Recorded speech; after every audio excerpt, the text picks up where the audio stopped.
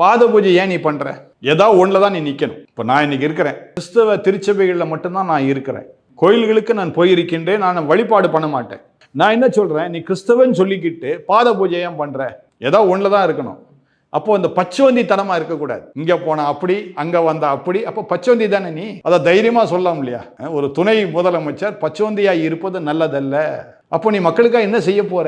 அதை விட ஒரு ஒரு ஒரு ஒரு காரியத்தை நான் கவனிச்சேங்க. அந்த கிறிஸ்துமஸ் விழாவில் அவர் பேசும்போது சங்கி அப்படின்றார். உங்க வாயில இந்த வார்த்தை வரலாமா? கிறிஸ்துமஸ் விழான்னு சொல்லிவிட்டு அங்க சங்கிகள்னு சொல்றத வன்மையா கண்டிக்கிறேன், அரசியல் பேசுறத வன்மையா கண்டிக்கிறேன், அவர்களை அழைத்த அந்த போதகர்களை வன்மையாக கண்டிக்கிறேன்.